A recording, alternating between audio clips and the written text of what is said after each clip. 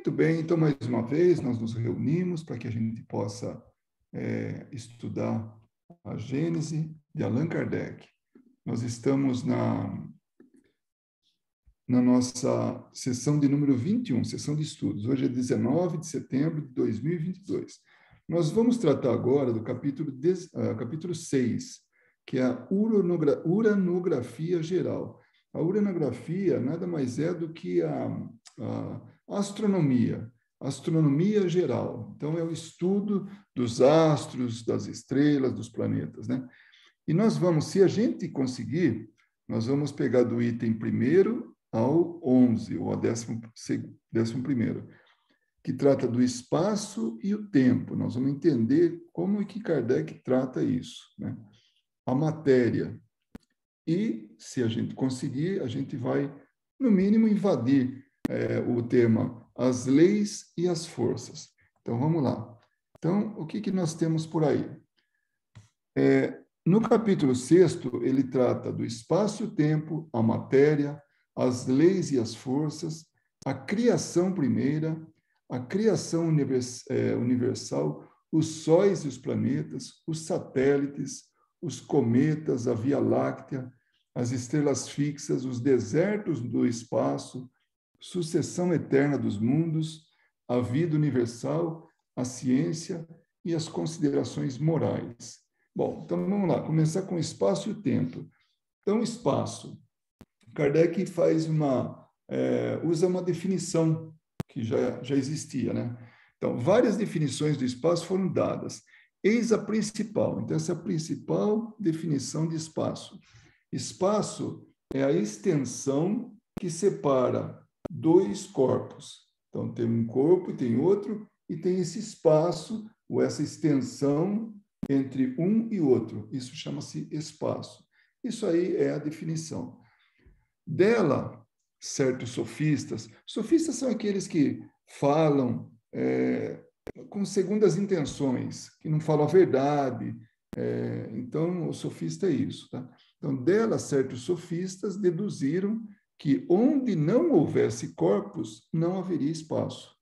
Já que a definição é uma extensão, né, entre um corpo e outro, se não tem corpos, não tem espaço, não tem essa extensão, né?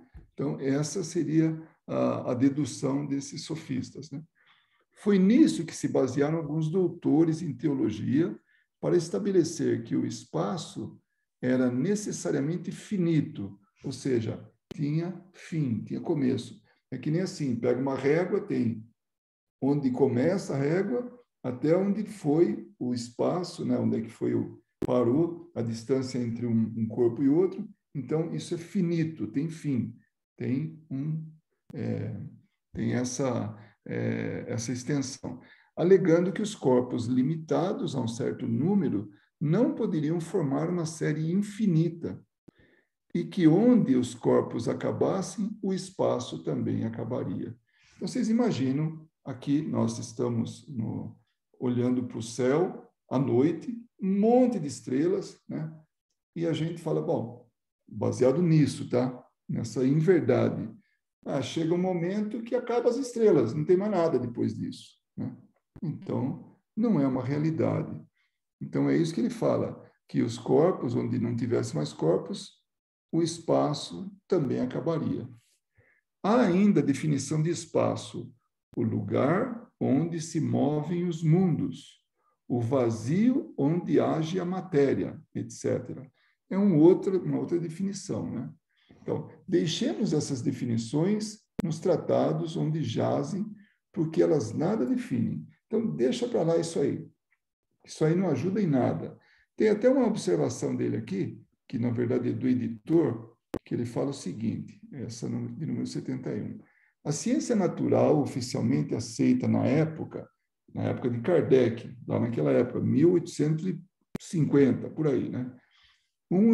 Propunha um universo absolutamente vazio, sendo a matéria constituída de esferas sólidas, ponderáveis, que era a matéria observável, que é o que a gente vê. Então, a matéria sólida, né? E imponderáveis, aquilo que não podia pesar, que não podia quantificar, que eram as forças, o fluido elétrico, calórico, etc. Então, a eletricidade, não dá para pesar a eletricidade. Então, essa força, na época, era chamada de imponderável, ou seja, a palavra está errada que eu vou usar, tá? Mas é impesável, que não dá para pesar. Imponderável é isso aí, que não dá para ponderar, que não dá para pesar. Não existindo, portanto, possibilidade de movimento que não fosse mecânico. Então, os movimentos seriam só esses que a gente entende assim, né? De levar um corpo para um lado ou para outro. A teoria do fluido cósmico universal, e isso é muito importante, vamos gravar esse nome, fluido cósmico universal, adotada pelas ciências do magnetismo animal e também pela doutrina espírita, considera o universo como um pleno e uma falsa hipótese das forças como sendo substâncias, pois essas seriam movimentos vibratórios do agente, como o som é um movimento vibratório do ar. Assim, se pode compreender a recomendação de deixar a hipótese do vazio absoluto nos tratados científicos da época. Então, naquela época, pensava-se no vazio absoluto, né? Tanto que a gente, quando estudou isso, que a turma mais velha, né, como eu, falava do vácuo, né? Então, no espaço chegava um momento que tinha um vácuo. Hoje, né, o Espiritismo nunca admitiu isso, o vácuo, né? E porque sempre tem matéria, sempre tem esse fluido cósmico universal que está permeando todo o universo, né? E é isso que o tradutor, aliás, o editor, ele fala, né? Então vamos lá, onde é que nós paramos aqui? O espaço, né? Espaço é uma dessas palavras que representa uma ideia primitiva e axiomática. Axioma, assim, aquilo que se prova por si próprio, né? Um exemplo, assim, que a parte é menor que o todo. Então, se a gente pega o todo, digamos, um quilo, né? 100 gramas é uma parte de 1 quilo, seja lá do que for. Então, 100 gramas vai ser sempre menor que 1 quilo. Isso é um axioma. Não precisa provar isso aí.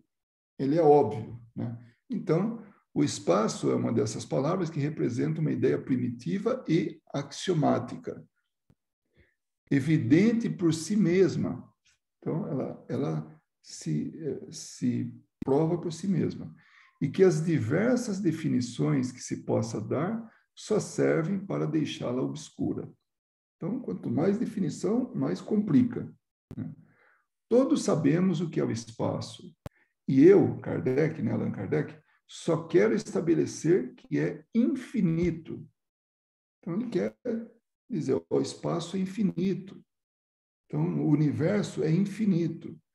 Mas não entendo isso. Não tem problema. É difícil de entender, mas ele é infinito, ele não tem fim. A fim de que nossos estudos posteriores não tenham nenhum obstáculo que se oponha às nossas investigações. Então, Kardec concluiu isso, né, pelos estudos que ele fez, e estabeleceu isso como sendo esse axioma que ele falou assim, é evidente por si próprio. Então, ele se explica por si só. Ora, digo que o espaço é infinito pelo fato de ser impossível imaginar que tem algum limite, e porque, apesar da dificuldade que temos de conceber o infinito, para nós é mais fácil de avançar eternamente no espaço pelo pensamento do que nos determos em um lugar qualquer, após o qual não encontraríamos mais extensão a percorrer. Então, isso é uma coisa interessante. Não tem um cercado, um muro, né, uma barreira que chega e fala, acabou o mundo, acabou o universo, acabou. Não tem.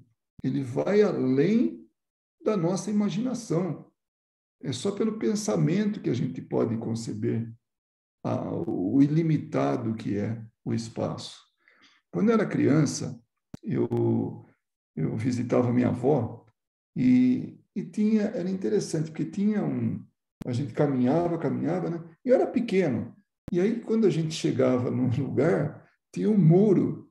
Era o muro de uma fábrica, um muro alto.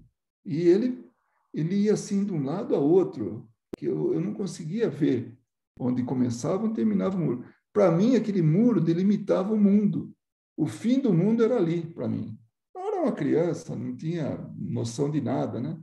Então, para mim, era o fim do espaço, né? Então, o homem, na sua limitação ainda, de como, né, assim, ultrapassar limites até da imaginação, ele achava que chegava um momento que acabava o espaço. A gente, na última reunião de estudo, a gente viu algumas teorias que a Terra era plana, né? E chegava num lugar que não tinha, aí chegava numa borda que acabava a Terra, né? Então, e aí tinha um abismo em toda a volta dela. Então, eles achavam que a Terra era, assim, um disco, né? E que a gente chegava até a borda e acabava, né? Então, com relação ao universo, mesma coisa. As teorias eram de que chegava um momento que tinha fim, né? E quando que não tem fim. Por mais que a gente tenha dificuldade de entender isso, o espaço é infinito. Para imaginarmos o infinito do espaço, tanto quanto nos permitem nossas limitadas faculdades, olha a dificuldade que a gente tem, porque nossas faculdades são limitadas. Suponhamos que, partindo da Terra, então nós saímos aqui, perdida no meio do infinito, em direção a qualquer ponto do universo. Então a gente sai aqui e vai caminhando, né? Numa velocidade prodigiosa. Ele comparou aqui com uma faísca elétrica. A faísca elétrica é algo assim que é rápida, né? Que percorre milhares de léguas por segundo. Olha só, ele não tinha nem definição da velocidade da luz, da velocidade do som, da velocidade nada. Ele falava em légua. Nós já falamos que légua, dependendo de que tipo de légua nós estamos falando, é 4, 5, 6 quilômetros por... É o tamanho dela, 6 quilômetros, né? Então, ele está falando 6 quilômetros por segundo, né? Então, a velocidade da luz é muito mais rápida do que isso, né? Então, mal tenhamos abandonado o nosso globo, após ter percorrido milhões de léguas, nós nos encontraríamos num lugar onde a Terra nos apareceria sob o aspecto de uma pálida estrela. Então, a gente sai daqui da Terra e vai numa velocidade enorme. A gente olha para trás e vê uma estrelinha, que nem na verdade é uma estrela, porque nós já estudamos que o planeta não tem luz própria. É a luz do Sol refletindo nela. Então, onde a gente conseguisse alcançar, que olhasse para trás e visse o planeta Terra, ele seria uma coisinha minúscula, uma estrelinha, né? Um instante após, quer dizer, mais para frente ainda, seguindo sempre na mesma direção, nós nos encontraremos entre as estrelas longínquas. Então, as estrelas que a gente vê daqui da Terra, lá longe, aí nós alcançamos ela, nós estamos no meio delas, né? Mal perceptíveis da posição terrena, ou seja, daqui da Terra, quase que nem dá para perceber, né, as estrelas. De lá, não apenas a Terra teria desaparecido da nossa observação nas profundezas do céu, mas ainda o vosso Sol, em seu esplendor, ficaria eclipsado pela distância que nos separa dele.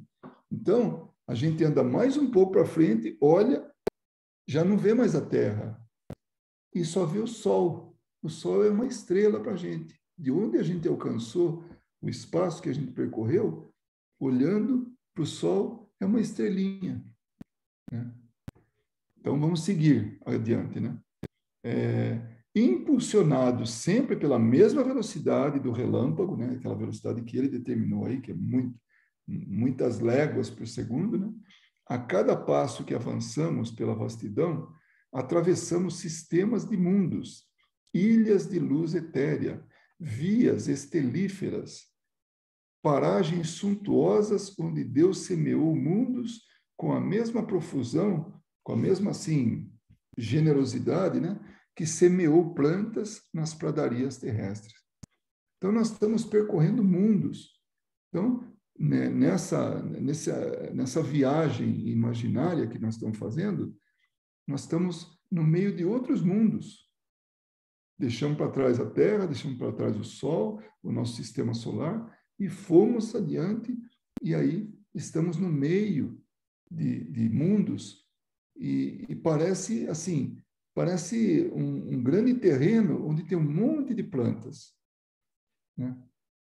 Com a mesma profusão de plantas, com a mesma generosidade que Deus colocou as plantas, colocou no espaço os mundos. Ora, há somente alguns minutos que avançamos e já centenas de milhões e milhões de léguas que nos separam da Terra, milhares de mundos passaram sob nossas vistas. Mas ouçam isto, não avançamos, em realidade, um só passo no universo.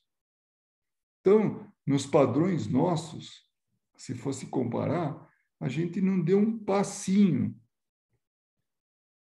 nessa viagem imaginária que Kardec propõe para a gente. Então, numa velocidade muito grande, nós fomos parar num lugar tão longe que a gente viu o Sol desaparecer, como uma estrelinha. Aliás, a Terra desaparecer e vimos uma estrelinha, que era o Sol, o nosso Sol, no meio de tantas estrelas. Só que aí nós já estamos no meio de outros mundos, outros globos, outros sóis, né? E em todo esse percurso que nós fizemos, nessa extensão, nesse espaço percorrido, é o equivalente, se for comparar com o universo, a quase um passo. Então, para isso, com isso ele quer dizer, imaginem o que é o universo. O universo é inextensível, quer dizer, é infinito. Ele não tem fim.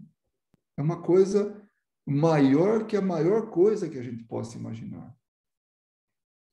Agora ele fala, se continuarmos durante anos, séculos, milhares de séculos, milhões de períodos 100 vezes seculares e incessantemente com a mesma velocidade do relâmpago, não teremos avançado um passo no universo. E o mesmo acontecerá, seja qual for a direção que tomemos, a partir de algum ponto desse grão invisível que deixamos e que se chama Terra. Então, esse grãozinho de areia, imaginem só numa praia. Aí a gente consegue pegar um daqueles grãozinhos de areia. Imagine quantos grãos de areia tem naquela praia, né? E nós pegamos um grãozinho. Esse grãozinho é a Terra. E se a gente pegar e sair daqui, a partir desse grãozinho de areia, que nós chamamos de Terra, e for em qualquer direção, e passar assim, quase que a eternidade viajando, como ele fala assim, milhares de séculos, milhões de períodos, 100 vezes seculares, né? Sempre naquela velocidade enorme, né?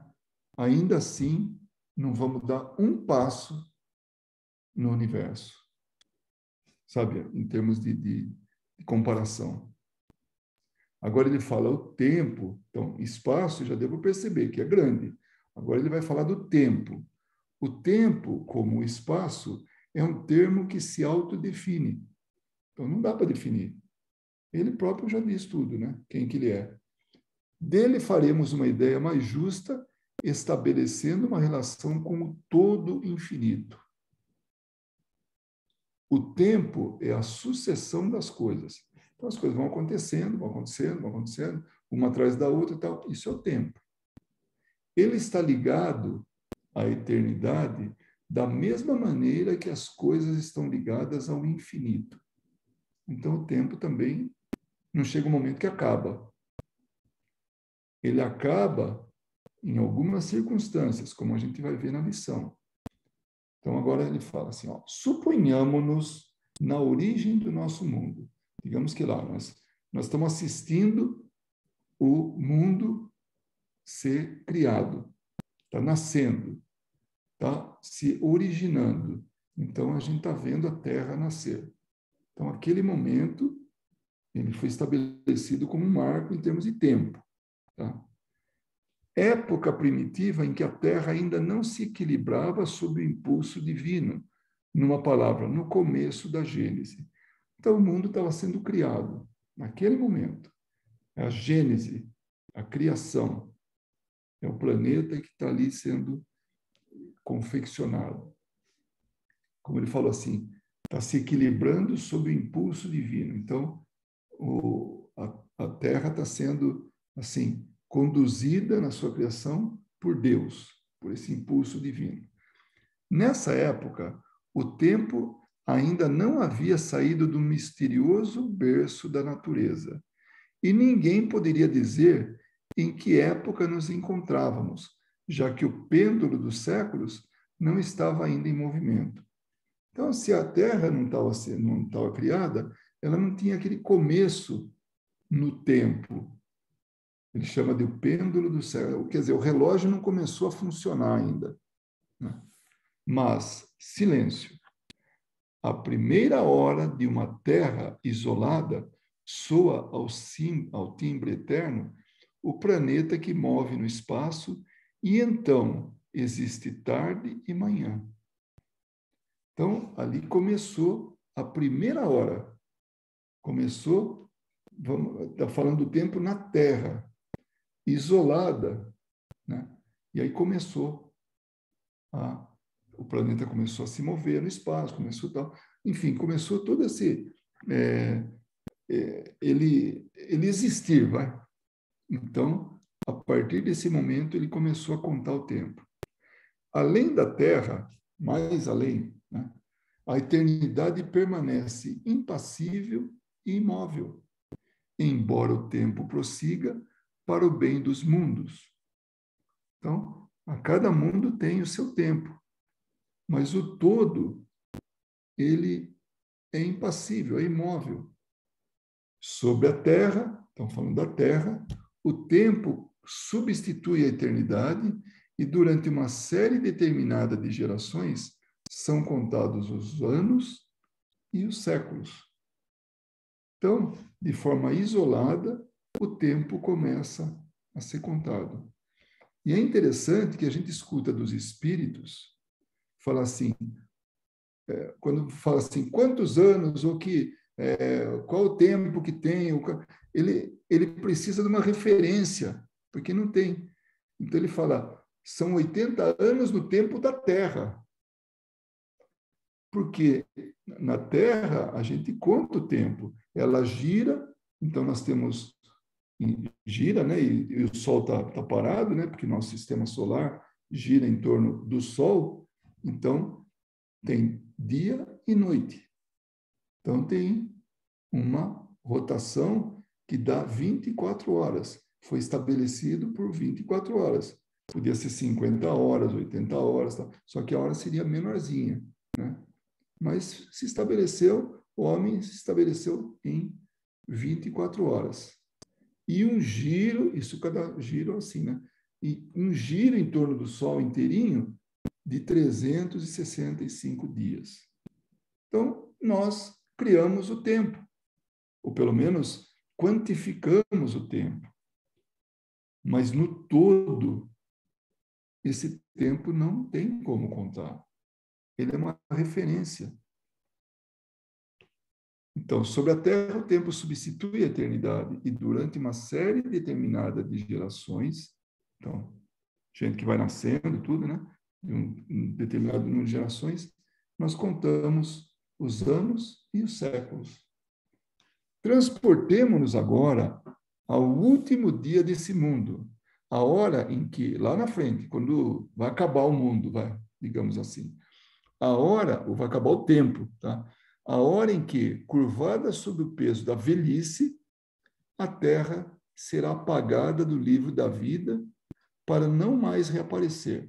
Lembrando que tudo que é material se decompõe. Tem uma vida útil. Nosso corpo tem uma vida útil, nosso carro tem uma vida útil, né?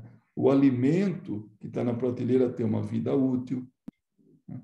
Qualquer coisa, chega um momento que desaparece, desagrega. Não tem jeito. Isso é material, é uma lei. É a lei da destruição. E a Terra, um dia, vai expirar, como ele falou, sob o peso, né, curvada sob o peso da velhice. Nós tivemos aí agora, recentemente, o desencarne da rainha da Inglaterra. São 96 anos de idade. Um dia ela tinha que desencarnar.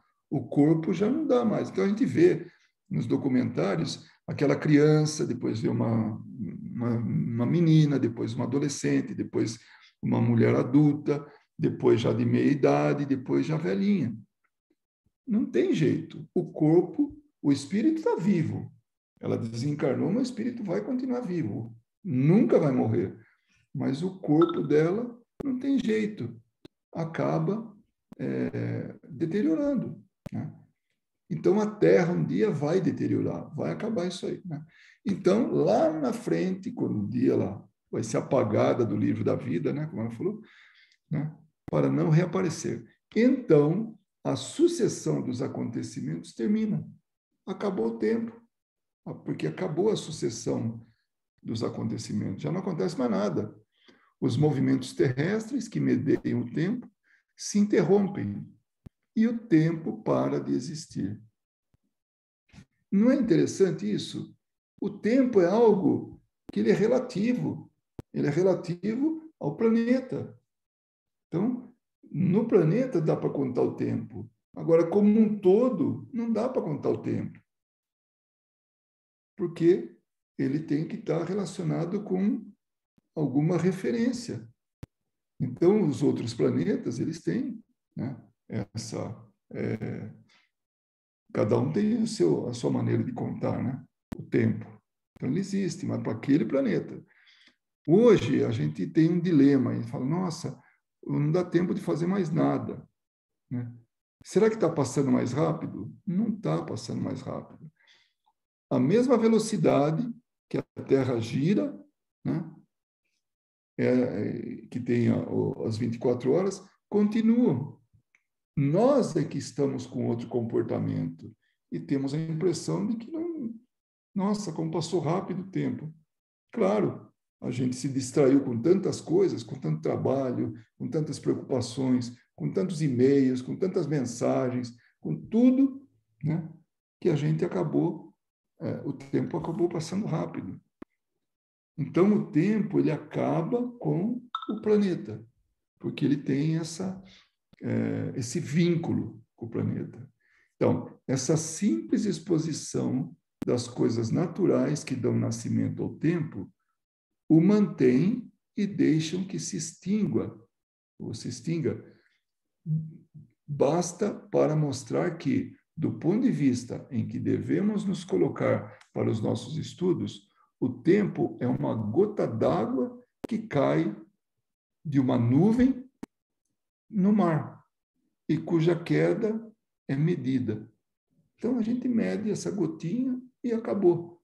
Depois vai parar no mar. Então, essa é a comparação que ele faz. Então, o tempo nasce e morre.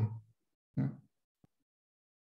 Mas como no todo, ele é eterno. É complicado isso, mas é a maneira que ele melhor consegue fazer com que a gente entenda. Né? Tantos mundos na vasta extensão, então, tantos mundos que tem espalhado por aí no universo, tantos tempos diversos e incompatíveis. Percebe? Então, cada mundo tem o seu tempo. O tempo é diverso para cada mundo. Ele é relativo para aquele mundo. Por isso que volto a lembrar que os espíritos falam, olha, quando se trata de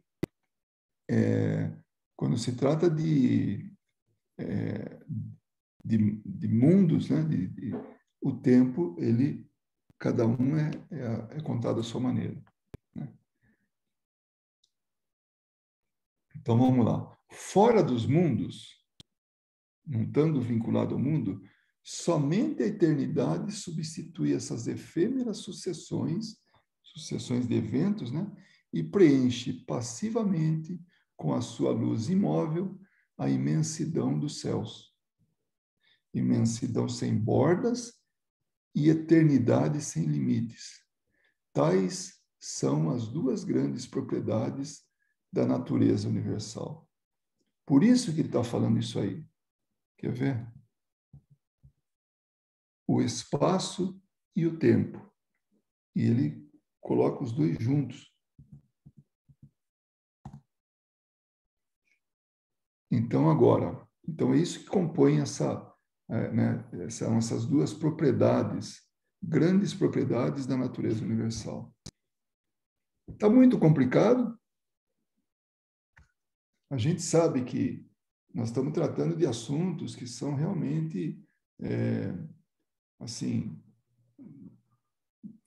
que dá margem, sim, a alguma dificuldade de entendimento. Eu confesso para vocês que para entender isso aí, se é que eu entendo, né? Eu tive muita dificuldade, eu tive que queimar a pestana aí para poder entender essas definições. Então, vamos seguindo, né? O olhar do observador, que penetra, sem jamais encontrar obstáculo, as distâncias incomensuráveis do espaço, é o mesmo do geólogo que examina além dos limites das idades, ou que desce às profundezas da eternidade, onde ambos se perderam um dia e trabalham em concordância, cada um em sua direção, para adquirir essa dupla noção do infinito, extensão, que é o espaço, e duração, que é o tempo. Então, é a mesma, como ele fala assim, esse olhar do observador, esse que está indo em direção ao infinito, né? Percorrendo distâncias que, nesse momento, só mesmo através do pensamento, né? É o mesmo do geólogo que descobre lá as coisas e chega a conclusões, fala, nossa, isso aqui foi produzido lá atrás, há tantos milhões de anos. Então, é o mesmo critério que ele usa. Tem que usar a imaginação, tem que usar o pensamento para poder voltar atrás no tempo. Até que ele tenha um dia um meio de fazer a avaliação da idade daquilo. Que hoje a gente usa, quer dizer, a ciência usa o carbono 14, né? Para poder saber a idade das coisas. Mas é isso. Então, ele tem que usar os recursos que ele tem à disposição.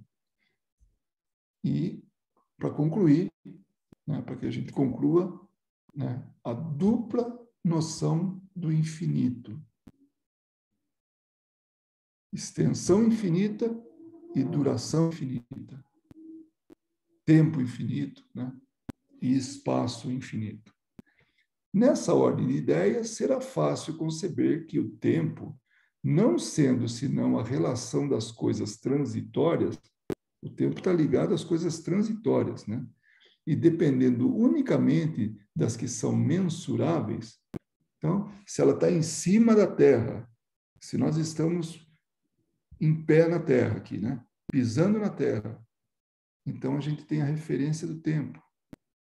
A gente utiliza, define o tempo como sendo mensurável. Mensurável, dá para medir. No começo era aquela ampulheta, lembra? Né? Na história. Não existia o relógio mecânico, e muito menos o digital de hoje, e muito menos o que se utiliza de radioatividade hoje, né? Para medir o tempo. Então, cada vez mais nós estamos aperfeiçoando a medida do tempo. Então, a ampulheta era dois bulbos, né? de vidro conectados por um buraquinho, assim, tinha uma conexão entre eles, uma abertura mínima, né? Colocava areia num lado só né? E o tempo que levava para descer toda a areia e cair ali, e tem que virar imediatamente, então ia contando o número de vezes que ia girando a ampulheta. Então foi uma das primeiras medidas. Aliás, a medida mesmo, primeira, né, além da posição do sol, depois vela, se usou de tudo, né? Vela, o tempo que levava para queimar era o tempo que estava sendo definido. Depois a ampulheta, né? Aí depois o suíço não tinha o que fazer, ficava aquele inverno rigoroso comprido, né? Bem longo, e ele não tinha o que fazer, ele ficava lá trabalhando o relógio, e inventou o relógio lá dentro da maneira que a gente conhece. Se ele inventou ou não, não sei, mas pelo menos ele sofisticou, ele aperfeiçoou. E aí o relógio mecânico passou a ser a medida do tempo. Com o advento da eletrônica, aí veio o relógio digital. E hoje a gente utiliza no nosso aparelho telefônico, né, no smartphone, que onde a gente vai, que ele entrou em contato com o lugar que está, o tempo já vira aquele tempo do local, do fuso horário. Então, cada vez mais a gente aperfeiçoa como medir. E é isso que ele fala, né? Nessa ordem de ideias, será fácil conceber que o tempo, não sendo senão a relação das coisas transitórias e dependendo unicamente das que são mensuráveis. Se considerarmos os séculos terrestres um a um, juntaremos milhares e milhares para formar um número colossal que nunca representará mais do que um ponto na eternidade, um segundo na eternidade. Da mesma maneira que milhares de léguas somadas às outras milhares de léguas são apenas um pontinho na extensão do tempo. Então, tempo e espaço são infinitos. E sendo infinitos, não teve nem começo nem fim. Né? Do ponto de vista, sim, de ser infinito.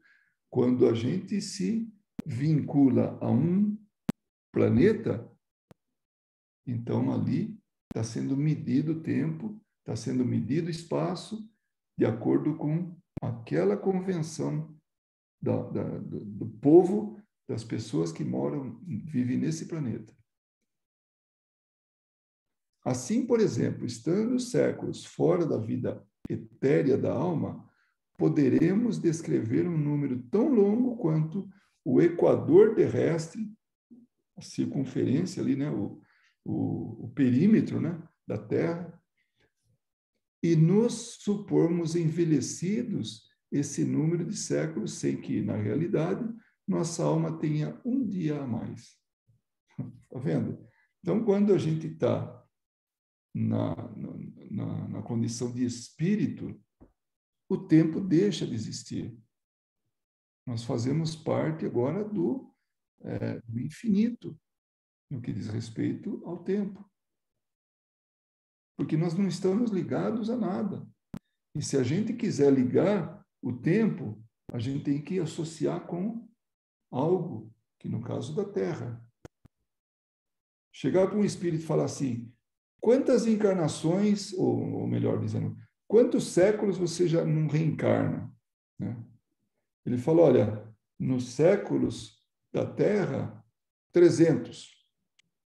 3 séculos. Né? 300 anos. Mas por quê? Porque é o equivalente que sucedeu o tempo na Terra. Foram 300 anos. Desde que ele desencarnou e conversou e pergunta, quantos séculos você não reencarna? Ele vai dizer. Então, nesse período, são 300 anos, mas referentes ao da Terra. Por quê? Porque no plano espiritual não tem contagem de tempo.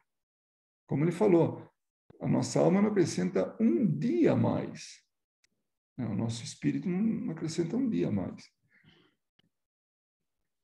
E somando a esse número indefinível, séculos, uma série longa, vamos lá, e somando a esse indefinível séculos, uma série longa, como daqui ao Sol, ou maior ainda, e se nos imaginássemos vivendo durante uma sucessão prodigiosa de períodos seculares, representados pela soma de tais números, até que chegássemos ao fim, o inconcebível acúmulo de séculos que pesaria sobre nossa cabeça, seria como se não existisse, pois restaria sempre diante de nós a eternidade inteira.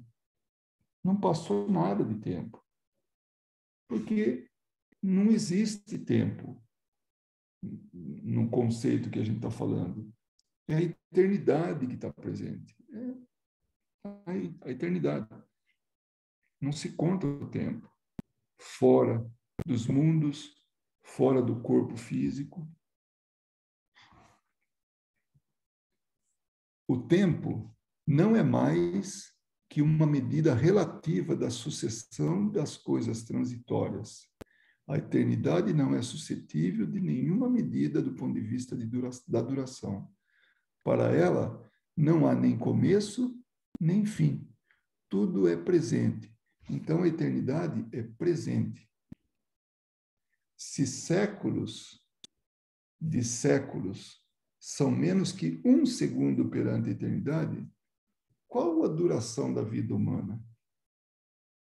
Às vezes a gente reclama, puxa vida, eu sofro demais, não vejo a hora de morrer, porque eu sofro demais. Nossa, como é difícil viver, que sofrimento, e que isso, que aquilo, só reclamação, reclamação. A vida, essas poucas décadas que a gente vive, quantas décadas? 5, 6, 7 décadas, ou seja, 50, 60, 70 anos, ou que seja 100, 10 décadas. É nada, absolutamente nada, perto da eternidade. Então, às vezes a gente reclama ou dá valor demais para a eternidade, ou desculpa, para a vida, para o tempo, quando na verdade ele é uma centelha perante a eternidade. Quantas vidas será que a gente já teve? Se a gente for lembrar, quantas vezes a gente já viveu esses 5, 10, 6 décadas de cada vez? Nós temos, assim, um acúmulo de tempo da Terra, mas que, na verdade, é o presente nosso espiritual, né? Mas é muito, muito grande no que diz respeito às vidas na Terra. Mas é nada perto da eternidade. E nós vivemos a eternidade. Saímos da eternidade quando reencarnamos e passamos alguns segundos de eternidade, tá? Da eternidade, aqui na Terra. Alguns segundos. Aí a gente volta para a eternidade, depois que nosso corpo é destruído, que já não pode mais comportar o espírito, esse espírito eterno, vivo, né? Aí a gente sai do corpo, né? Volta para o plano espiritual, volta para a eternidade. E aqui continua contando tempo para quem ficou, para quem está aqui. E à medida que cada um que sai daqui já não conta mais o tempo. Agora a gente vai falar da matéria. Como eu falei para vocês, esse assunto ele demanda um pouquinho mais de conversa, né? De explicações e tudo, né? Para o melhor entendimento, porque realmente ele exige um pouco da gente. Então, não sei se a gente vai passar muito da matéria aí, né? À primeira vista, nada parece tão profundamente variado, tão essencialmente distinto, como as diversas substâncias que compõem o mundo. Então, tudo, né, é variado, tudo assim, como é que diz, assim, a variação das coisas que estão no mundo é muita coisa, né? A diversidade é muito grande. Então, a primeira coisa que ele fala é isso aí, ó, tudo tão variado, nossa, tudo tão diferente. Olha a volta da gente, onde a gente está. Olha os quadros, olha a janela, olha o que for assim que a gente está vendo, coisa que está sobre a mesa, o próprio computador, nós, em relação a outras pessoas, né? É tudo muito variado, né? Entre os objetos que a arte ou a natureza apresentam, diuturnamente, aos nossos olhares, estariam dois, a pergunta, né? Estariam dois que mostram uma identidade perfeita ou apenas uma semelhança de composição? O que ele quer dizer assim, tem duas coisas iguais? Né? Porque é tudo tão variado, assim, tem duas coisas que são realmente iguais, que são da mesma composição, tudo igualzinho. Né?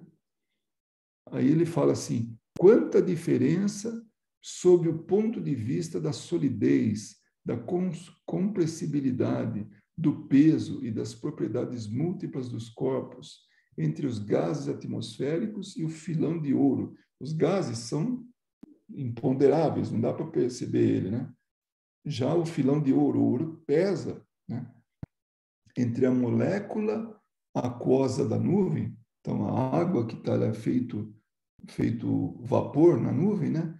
E a do mineral que forma a constituição óssea do globo. É como se fosse a estrutura, né? Ele fala assim, né? A constituição óssea, assim, é a estrutura do globo, para manter ele em pé, duro, né? Assim, sólido. Né? Quanta diversidade entre o tecido químico das diversas plantas que decoram o reino vegetal e os representantes e os dos representantes, não menos numerosos da animalidade na Terra. Então, tanto plantas quanto animais, como tem variação, como tem diversidade. Né? É isso que ele está dizendo. Não tem nada igual. É tudo muito variável. Ou variado, né? Entretanto, podemos estabelecer como princípio absoluto que todas as substâncias conhecidas e desconhecidas, por mais diferentes, por mais distintas que pareçam ser, seja do ponto de vista de sua constituição íntima ou do aspecto ou sob o aspecto de sua interação recíproca, são apenas, olha, vamos prestar atenção nisso, são apenas modos diversos sob os quais a matéria se apresenta, as variedades nas quais ela se transforma sob a direção das inúmeras forças que a governam. Ele já começa a mostrar para a gente que tudo que está aí tem origem na mesma matéria.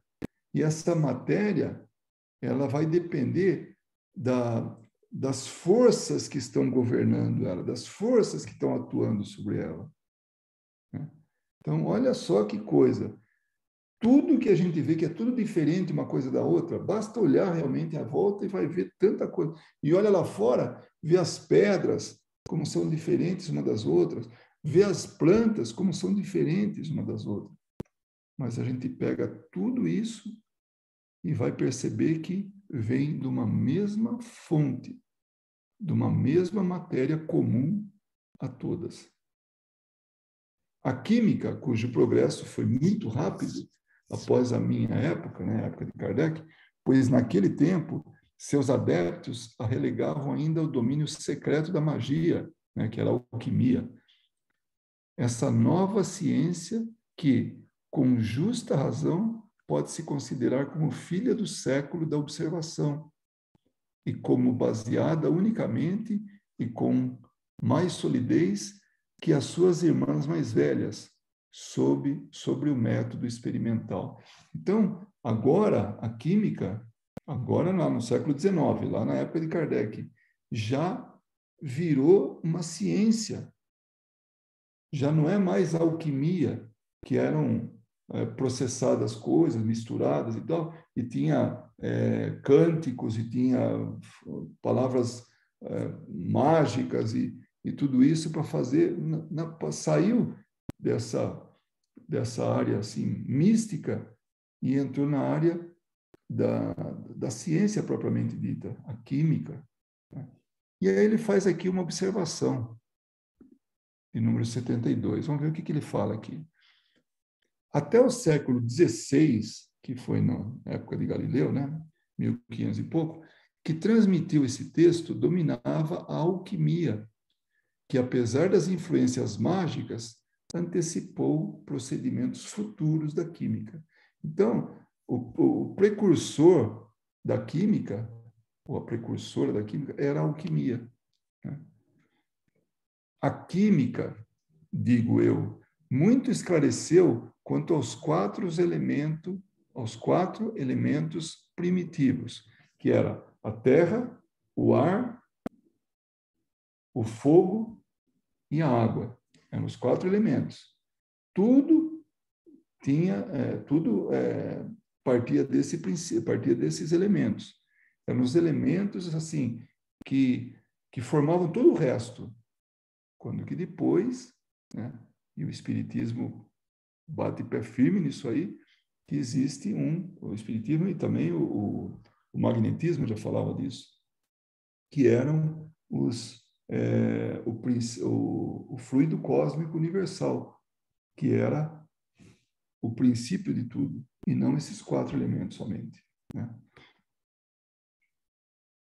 Então, os quatro elementos primitivos que os antigos estavam de acordo em reconhecer na natureza. Então, na natureza tinha aquilo lá e aquilo dava início a tudo. Ela mostrou que o elemento terrestre é a combinação de substâncias diversas, variáveis ao infinito, que o ar e a água são igualmente descomponíveis, né, ou decomponíveis, que se decompõem, né, que são o produto de um certo número de equivalentes de gás, que o fogo, longe de ser um elemento principal, é apenas um estado da matéria, resultante do movimento universal. Aqui também tem uma observação, porque hoje a gente sabe que o fogo é uma reação química, é uma transformação daquele material combustível. Né? Então, vamos lá. Mas, no item 74, ainda se imaginava o calor como uma substância constituída de sólidos, de átomos sólidos e imponderáveis. O fluido calórico, reconhecido, como aqui se refere, como estado de vibração das moléculas. Então, naquela época pensava assim, o fogo era algo que dava até para pesar, quer dizer, era imponderável, mas ele era sólido, ele era algo assim concreto, né? Mas era da época, aquilo que eles consideravam, ao qual está submetida e de uma combustão perceptível ou latente. Então, essa queima, né? Combustão é a queima, que dá para perceber ou então está queimando sem que se perceba. Né? É uma combustão sem que haja aparência. Né? Em compensação, ela descobriu um número considerável de princípios até então desconhecidos que lhe pareceram formar, mediante determinadas combinações, as diversas substâncias, os diversos corpos que ela tem estudado e que atuam simultaneamente, segundo leis e em certas proporções, nos trabalhos efetuados no grande laboratório da natureza. Esses princípios ela os denominou corpos simples, indicando que os considera primitivos e indecomponíveis, e que nenhuma operação até hoje soube reduzi-los a partes mais simples que eles próprios. Então, que vai decompondo, né? Então, até então não conseguia. Vamos ver o que ele fala aqui, né? Nessa observação 75. No século XIX, a ciência oficial considerava como corpos simples esferas sólidas, indestrutíveis, como uma força atrativa para com outras iguais, diferindo em suas propriedades conforme as características do elemento que representem. Então, era algo assim que não dava para dissociar mais, decompor mais. Então, era esse que tinha essa força tal, e mantinha essa atração, e era um elemento simples. né? Esse corpus simples que eles falavam. De acordo com esse paradigma científico, atualmente superado, uma pepita de ouro, por exemplo, se observada microscopicamente, revelaria minúsculas esferas douradas unidas umas às outras, sem deixar espaços, formando um todo sólido. Então, o que eles tinham no microscópio era aquilo, via e chegava num ponto que percebia essa aglutinação, essas esferas douradas, né? E aí diziam, então, que esse era o material sólido, né?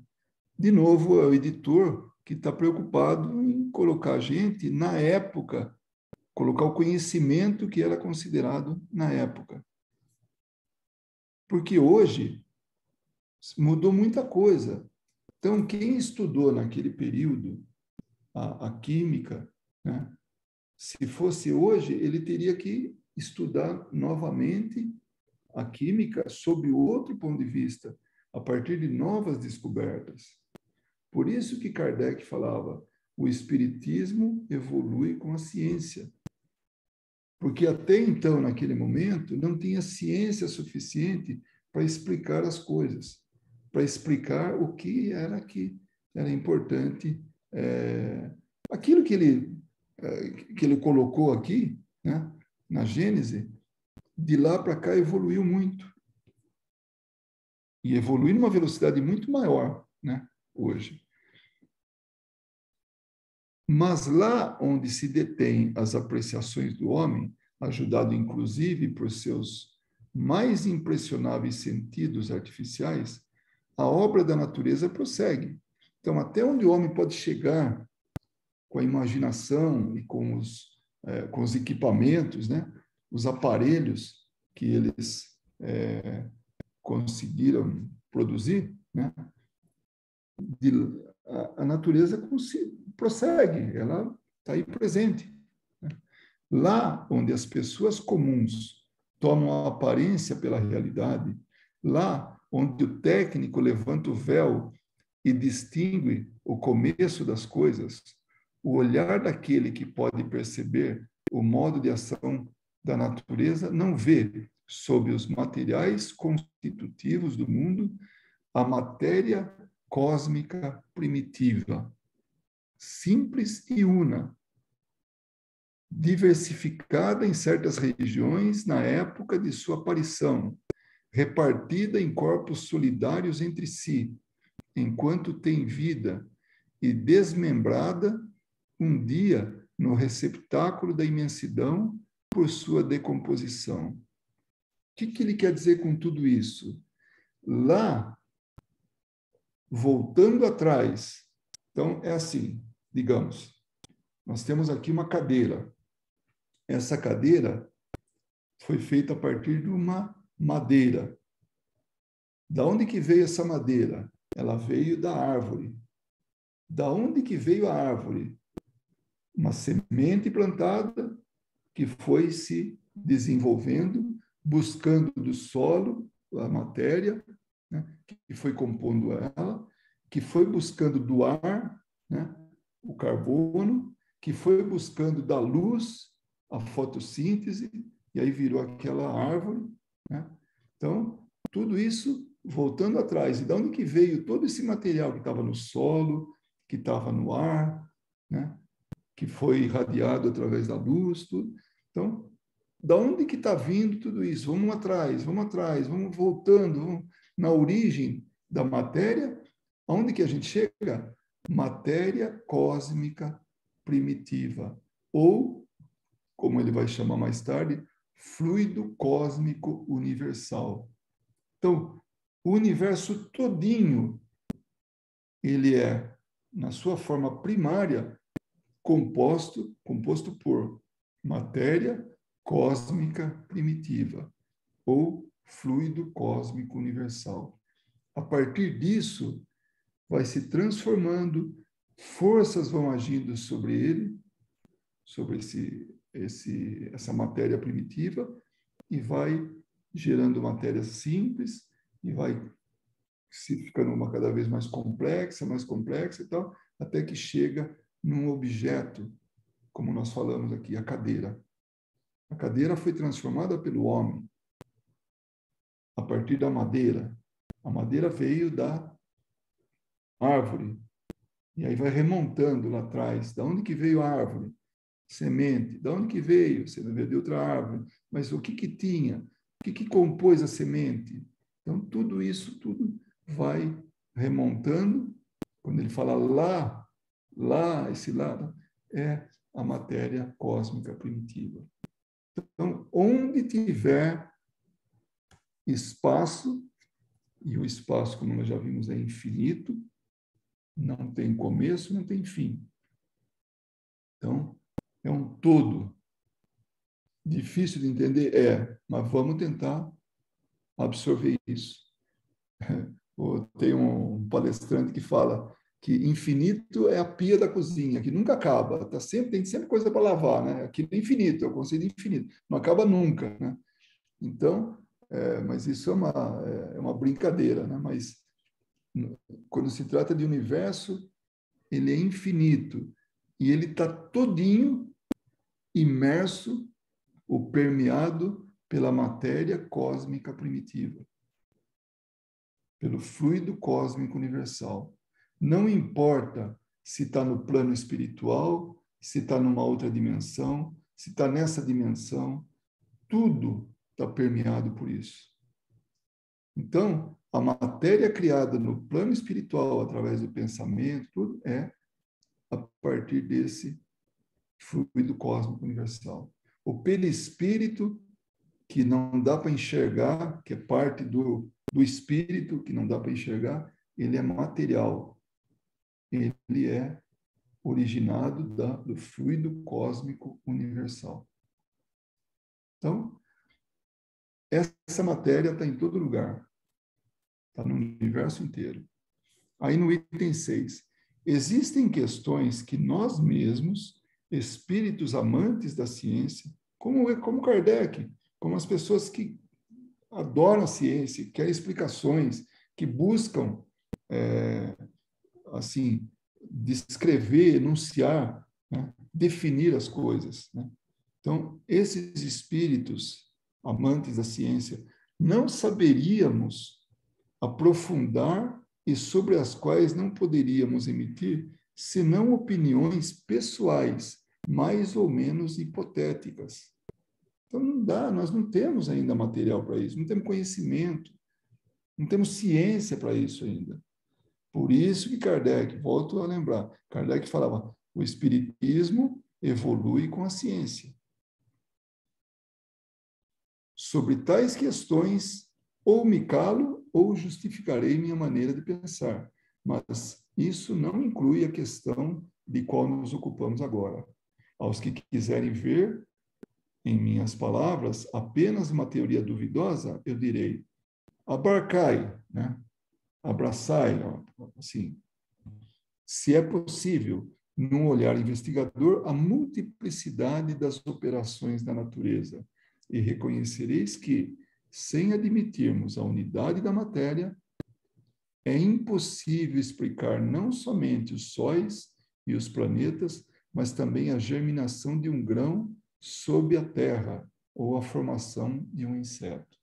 Então, sem entender, sem aceitar essa matéria universal, o fluido cósmico universal, não dá para explicar nada de onde que veio, como é que foi formado, como é que foi um planeta formado, como é que um sol foi formado, como é que uma sementinha foi formada.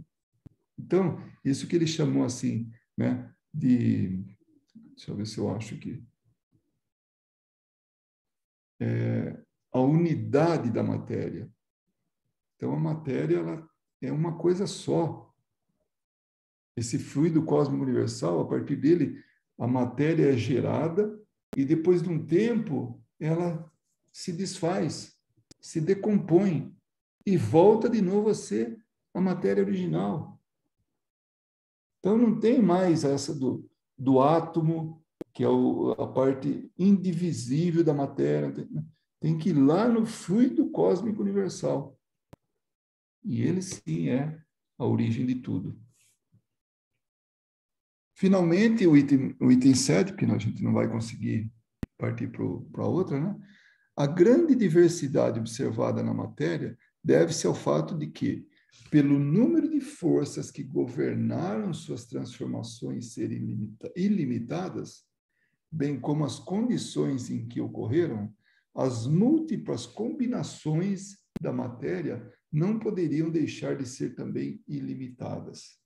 Então, todas essas combinações, né, elas são resultado de um monte de forças que transformaram essa matéria em um monte de matéria, assim, de combinações ilimitadas. Então, vocês imaginem só, por exemplo, vamos usar o exemplo da cadeira.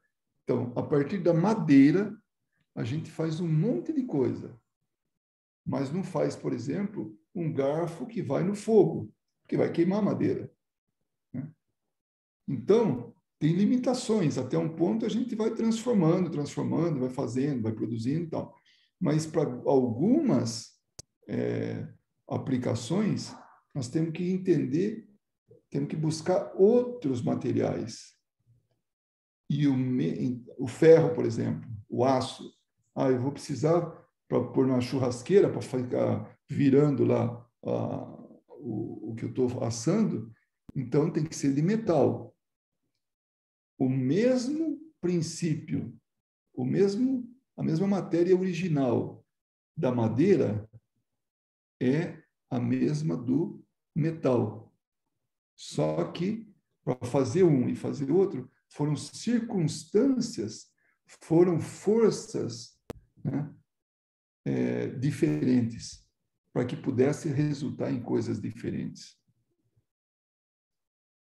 Sendo a substância que se examine pertencente aos fluidos propriamente ditos, isto é, aos corpos imponderáveis, ou que ela se apresente com os caracteres e propriedades comuns da matéria, só há em todo o universo uma única substância primitiva, o cosmo ou a matéria cósmica dos uranógrafos. Então, essa matéria primitiva, essa substância, que está em todo lugar. As leis e as forças vão ficar para a próxima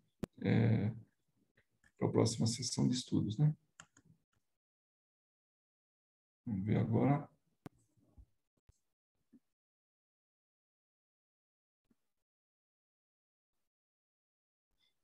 Pronto. Oi, Fernanda, tudo bem? Opa, tudo bem? Eu estava Nossa, um pouco sumida, porque como é tarde, né? Eu não consigo ficar acordada até tão tarde. Eu falei, eu não, hoje sei, eu vou assistir. eu estava no Brasil e fiz de lá, daí, né? Eu fiz É, daí as sessões de estudo e eu percebi que tem que tirar o chapéu, sentiu, porque né? é, É ainda verdade. bem E assim, gravado, e dá para e ver como direito. é um livro mais denso, né? Um livro que a gente precisa mesmo prestar bastante atenção, porque não é fácil, né? Não é um livro fácil. Então, Eu diria que ele é um livro assim que tem um caráter bastante científico, né? Ele, uhum, pelo menos em boa parte dele, né? Mas o bom é que a gente sempre tem uma proposta de estudar em conjunto, e aí ele sim, fica mais fácil. Então, essa é sim. a vantagem, né, da gente estar estudando em grupo, né? Uhum. As obras de Kardec, em especial esse livro, né? E a gente acaba entendendo melhor. Mas dá para perceber, né? Nós falamos não sei que horário que você chegou, mas deve ter sido bem no No começo. início, uhum, sim, E mesmo que seja no começo, é, assim, é realmente, como você falou, mais denso, né? Mas a gente percebe uma coisa, né? Ele explica muito bem para a gente. A gente passa a ter um conceito diferente de tempo. A gente sim, passa a ter um conceito diferente de espaço. E a gente passa a ter um conhecimento sobre a matéria Mas essa matéria, assim, porque quando você pega uma caneta, como eu peguei aqui agora, né? Você não sabe por onde que ela passou. Né? Aqui tem muito daquilo que foi lá atrás uma vida. Foi um dinossauro, né? Que depois virou fóssil, né? E virou petróleo, e aí a gente vai e considerando que isso aqui veio do petróleo, tá? E aí foi formando, tal, e chegou na caneta, né? Tá aqui com a gente, né? Um objeto de uso assim muito útil, né, para a gente. Nos dias de hoje, isso aqui no século XII, vai, não tinha importância. Quer dizer, se foi inventado o papel, que já tinha sido É. inventado, né? O Uhum. papiro, o que fosse que desse para escrever, tudo bem. Mas digamos que foi lá atrás, quando ainda o papel não era comum. Não tinha utilidade isso aqui. Hoje é de extrema utilidade para a gente, porque tem algo junto, que é o papel, né? Que a gente pode escrever. Então, mas pegando lá o dinossauro, de onde que veio aquele bichão enorme lá, né? Aí a gente começa a perceber e vai remontando assim, mais atrás, atrás, atrás, vai chegar no mesmo material de onde nós saímos, de onde saiu o dinossauro, de onde saiu o metal, de onde saiu a pedra, de onde saiu o ar, de onde saiu tudo. Tudo. E a única explicação é essa: é uma matéria-prima simples e que dela vem todo o resto. Né? Então aí E fica muito quando, fácil. quando começou a falar de tempo, que não existe tempo, né? Aí eu pensei, essa é o que a gente precisa realmente ter com a gente, né? Não se preocupar com o tempo, e sim com a qualidade do nosso tempo. O que que a gente faz com o tempo que a gente tem? Né? Seja ele pouco, muito, mas o que que a gente faz com esse tempo?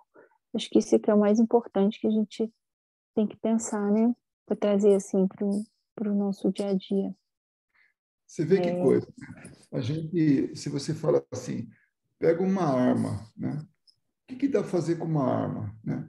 Dá para fazer coisa boa e dá para fazer coisa ruim também. uhum, Peraí, que coisa boa. Sei lá, um experimento, né? Vai fazer a velocidade ali, vai para avaliar para avaliar a, a qualidade da pólvora, né? Ou então num campeonato, né? A pessoa mostra a destreza dela, né? O impulso para levar um projétil para alguma coisa mais, né, longe. Enfim, dá para fazer muita coisa boa e dá também para fazer coisa ruim. Então, as coisas, tudo tem assim, são neutras, né? E a gente faz o melhor uso dela. O tempo é igualzinho. Nós uhum, usamos ele bem ou mal. Então, quando você falou a qualidade do tempo, tudo, o que que, por que que eu uso o tempo? Eu uso para dormir. Mas peraí, quantas horas? Ah, não, eu durmo o tempo todo, né? Mas você precisa de tudo isso? Não, eu durmo. Ah, o que mais você faz? Ah, eu também uso para ler umas coisas assim bem escabrosas, né? Bem assim, né? Então, mas você está preenchendo é, assim o tempo com fazendo coisa, né? Que não é tão útil. Eu também, o que eu faço com o tempo? Eu faço umas traquinagens aí. Eu adoro perturbar a vida dos outros, tornar mais difícil isso, tal. Tá. Esse é um exemplo do uso do tempo. E outro, eu leio, eu uso o meu tempo com trabalho voluntário, eu estudo, eu produzo, é a mesma coisa, né? uhum, Então, o que que a gente faz com os recursos que a gente tem? Depende da gente. O tempo, exato. o tempo não é diferente, né? Realmente, essa qualidade do tempo vai estar sob nossa administração, né? A gente faz o que quer dela. É verdade. E com relação também à matéria, eu estava pensando, né? É, é, a, o fluido universal, que já se falava, né? Já se falava há tanto tempo, os cientistas têm falado disso agora, né? Descoberto que existe matéria densa, né? no universo, que o universo não é como você falou, que antigamente a gente achava que era o vácuo, que não existia nada no universo, e agora eles já descobriram essa matéria, que eles não sabem qual a origem, não sabem o que a gente sabe que é desse fluido universal que é utilizado para materializar muitas coisas, né? E, e agora eles estão começando a falar disso.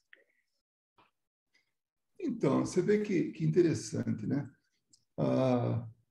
Kardec falou que o Espiritismo progride com a ciência. E também a gente sabe que quem vai comprovar o Espiritismo é justamente a ciência. Uhum. Porque para a gente não precisa, nós já acreditamos, nós já temos isso aí muito bem consolidado, né? Então, para a gente não é nenhum problema. Mas, lentamente, a gente vai percebendo que a ciência vai progredindo e tal, e vai explicando tudo isso. Vai acabar, realmente vai dar nisso. Nas obras de André Luiz, tem muita coisa que ele falou lá nos anos, sei lá, 30, né? Acho que foi, não foi, foi um pouco depois, né? 40. Mas o que ele falava hoje está sendo comprovado. E coisas assim em várias áreas, na biologia, né? Sim. Várias áreas, hoje ele tá sendo assim, ou seja, o que ele falava era verdade, né?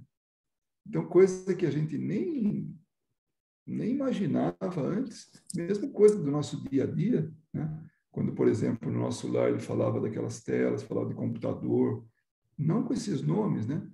Mas as telas eram assim para fazer o que a gente está fazendo agora, né? Fazendo esses encontros virtuais. Então, aquilo ele já falou a respeito, né? Quando o pai de família, ele aparece na tela conversando com a família. Ele dormindo lá, então tem esse recurso sendo utilizado. E aí, Daliana, falei que era difícil, não falei? Mas ficou um pouquinho mais... Falou, e Mas, eu tô assim, sabe aquele desenho que tem a cabeça explodindo?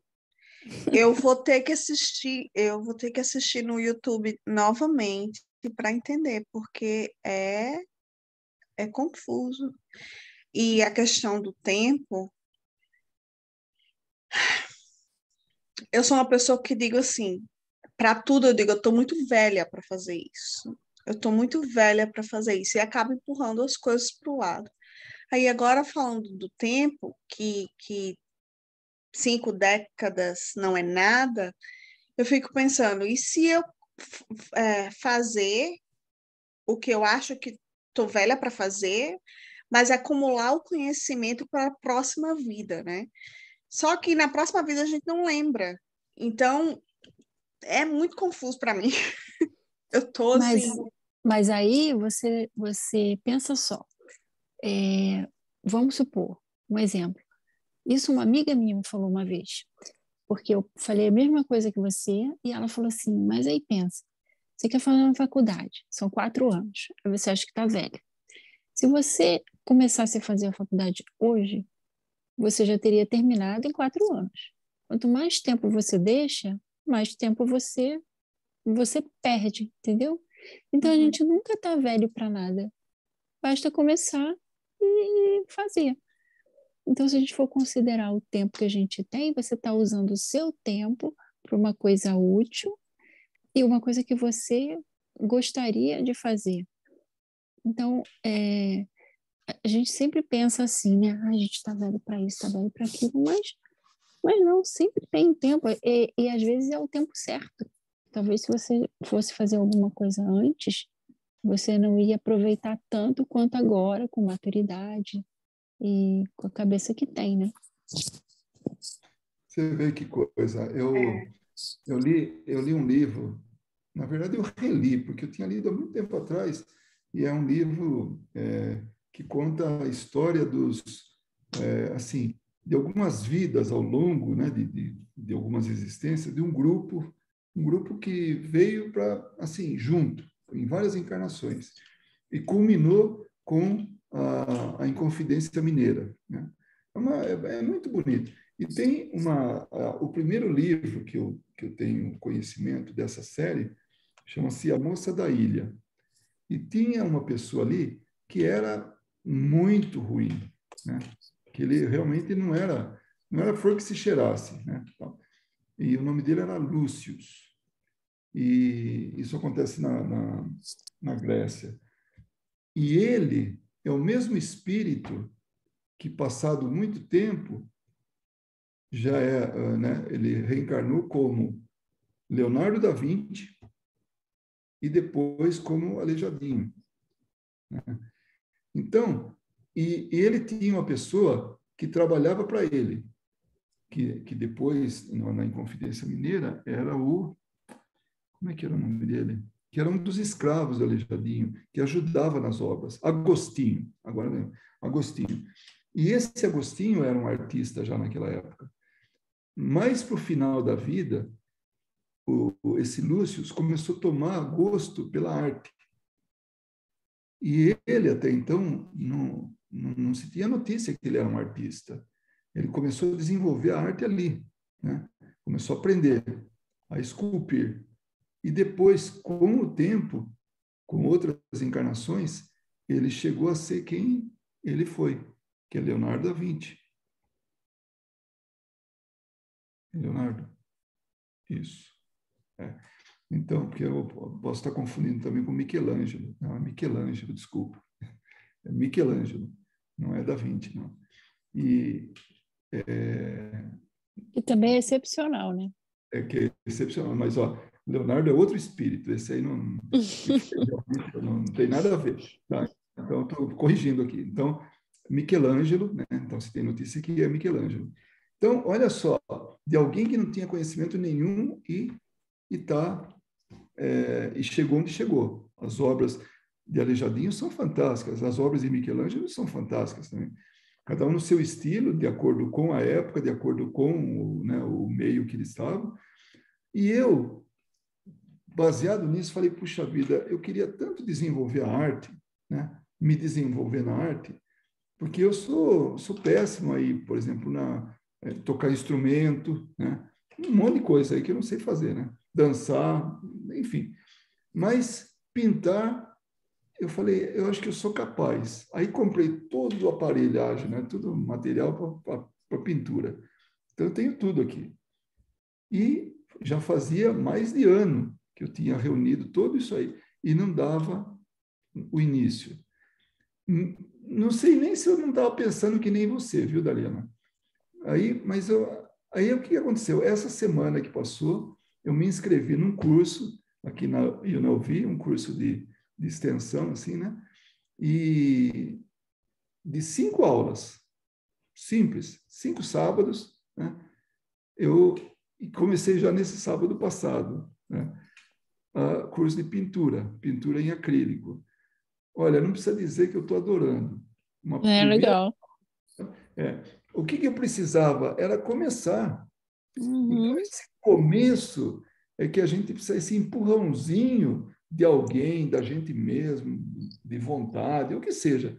Mas o fato é que, ainda que a gente não se lembre na outra vida o que fez, mas a gente carrega já esse germe da disposição, né, da vontade, de alguma técnica que ficou né, e vai para frente. Então, eu estou pensando nesse momento que eu vou fazer algum quadro, vai sair alguma coisa, mas que ele já seja, a exemplo de Lúcio, lá, o começo de uma grande grande habilidade. Claro, vai levar tempo, vai levar muitas encarnações, não tenho dúvida, mas eu não tenho dúvidas que eu vou conseguir alguma coisa. Vou. Né? Mas é assim, a gente está aqui, nesse pouco tempo que a gente tem disponível, E aí entra aquilo que a Fernanda fez o comentário, sabe? Essa qualidade do tempo. Então, usar ele bem.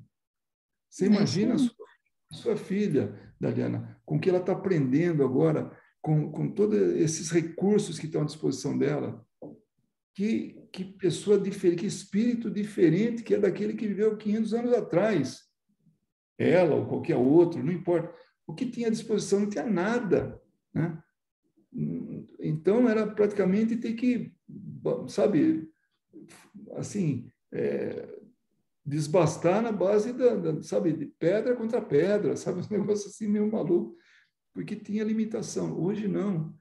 Eu peguei aquelas tintas, eu olhei e falei, nossa, quanto recurso tem aqui. Pegava o pincel para todo tamanho, sabe, para coisa grande, coisa pequena, né? O disco só a paleta ali, que, né, de misturar as cores, uma coisa atrás da outra, assim, quanto recurso. Então, cabe a gente aproveitar tudo isso e fazer aquilo que gosta, aquilo que é um desafio, vai e faz e pronto. Então, essa é a minha experiência que eu estou compartilhando com vocês, porque é algo que realmente está me impressionando, né?